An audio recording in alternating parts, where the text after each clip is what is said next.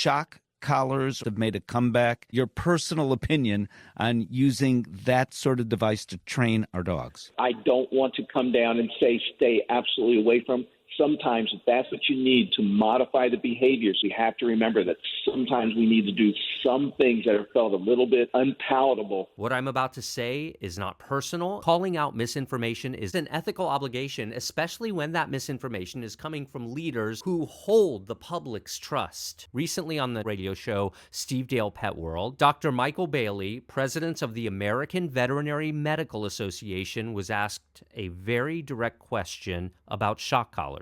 The president of the world's largest veterinary organization, representing over 100,000 veterinarians, should be able to speak with scientific accuracy and moral clarity on a very well-studied welfare issue. Instead, Dr. Bailey endorsed one of the most harmful and scientifically debunked ideas in modern training and behavior modification, that shock collars are sometimes necessary, that they save dogs' lives. Let me just play the clip to give you context. In the dog training world, it seems that shock collars or e-collars have made a comeback. In 30 seconds, your personal opinion on using that sort of device to train our dogs. Well, I'm not a fan about going to shock collars or any adverse training method, particularly initially, but I don't want to come down and say stay absolutely away from. Sometimes if that's what you need to modify the behavior so that pet can be safe and responsive, then if that's the ultimate extreme, if it's a choice between that and euthanizing the pet, I would say, okay, let's do it. But in most cases, they need to be used in a humane fashion, making sure the pet knows why it's receiving that shock, making sure that it's an intelligent training method that's going on.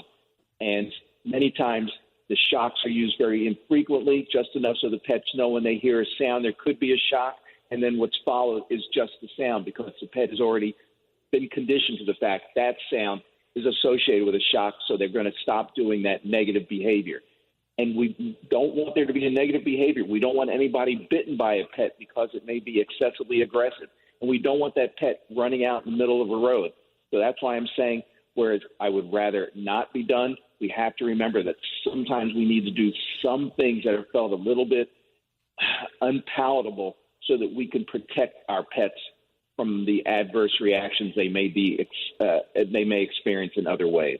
Well, we don't. I hope that was it. No, we don't exactly agree on that, but that's okay because you are the president of the American Veterinary Medical Association. Dr. Bailey appeared on that show in the capacity as president of the American Veterinary Medical Association. Here's the embarrassing part for the AVMA. The AVMA has adopted the American Veterinary Society of Animal Behavior's position statement on the use of shock collars, and here's what the AVSAB says. Shock collars and aversive tools increase fear and anxiety. They cause behavioral instability. They impair learning. They compromise welfare. In fact, to my knowledge, no veterinary behavior body in the world endorses the use of shock collars for training or behavior modification. Not the Veterinary Society of Animal Behavior, not the American College of Veterinary Behaviorists. And yet, the AVMA president goes on national radio and in essence says, paraphrasing, sometimes you just have to shock a dog. It's an outrageous thing for the president of the AVMA to say. This also highlights the common disconnect between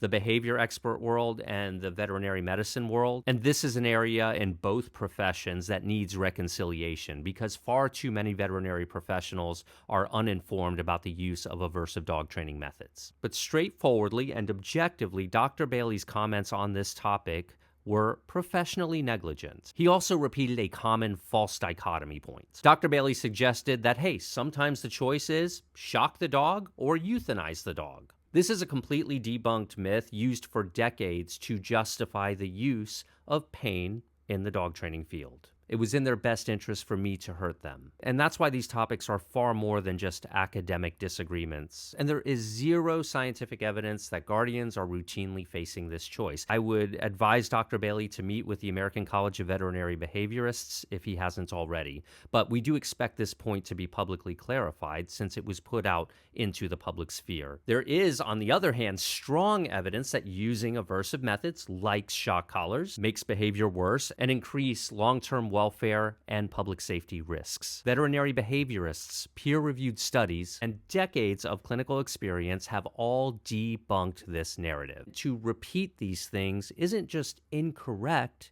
it's actually dangerous. He also implied that dogs know why they are being shocked. And this demonstrates a profound misunderstanding of basic behavioral science. Dogs don't process punishment in the way that you or I might imagine. There's no evidence that they are assigning abstract meaning or moral reasoning to pain. What they do associate with pain are the environment, the closest object, the nearest person, or whatever they were looking at or sensing when they receive that unpleasant stimulus. And this is why shocks produce fear-based reactions, avoidance, defensive behavior, freezing, shutting down, and perhaps most dangerously, unpredictable responses. This is also why aversive conditioning in dogs mirrors what trauma researchers call fear conditioning. And so Dr. Bailey's framing of this was not science-based. It was behaviorally inaccurate and ethically indefensible. He also claimed that shock collars can prevent aggression. This is directly contradicted by the scientific literature on the topic. The evidence does show that aversives increase aggressive behavior, and bite risks increase, they don't decrease. Dogs that are punished become less predictable. The underlying emotion, in many cases fear, actually escalates. And that's the opposite of resolving the issue. When the AVMA president is out there repeating erroneous claims like this and has not retracted them, that undermines veterinary behaviorists, legitimate animal behaviorists, legitimate certified trainers, animal welfare science, and the trust that the public places in us as professionals. Not one legitimate dog training organization endorses shock collars, not one veterinary behavior organization endorses them, and not one evidence-based body endorses them. This is not an area where opinions simply differ. There is a scientific consensus on the issue. This fits a consistent pattern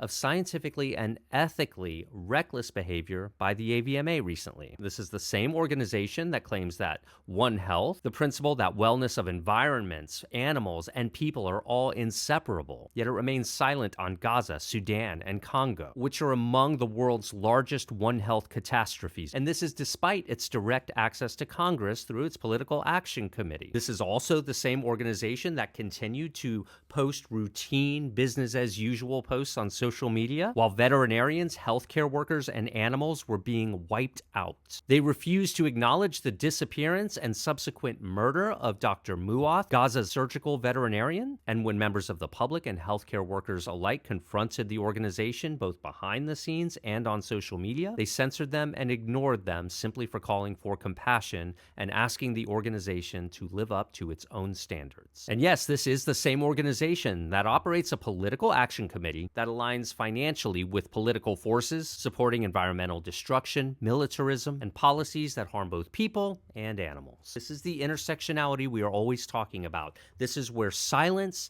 protects power, and it reinforces a hierarchy over whose suffering matters and whose doesn't. And the Tuskegee controversy matters here as well. The AVMA's accreditation arm moved to place Tuskegee University College of Veterinary Medicine, the institution that produces 70% of Black veterinarians in the United States, on probation and towards a potential loss of accreditation. This prompted Tuskegee University to have to file federal lawsuits where they alleged that they were being treated more inconsistently and harsher than primarily white institutions, which had comparable deficiencies. In other words, what they were saying is this: we may have issues, but we are not being treated the way that other schools with similar issues are treated. And this fits that same pattern that we have to acknowledge if we are to advance this field. Racial bias, colonial values, silence on Gaza, targeting the only majority Black veterinary program. These are not isolated instances. This is the culture. At its core, AVMA is acting like a colonial PWI, aligning with U.S. geopolitical power, protecting the status quo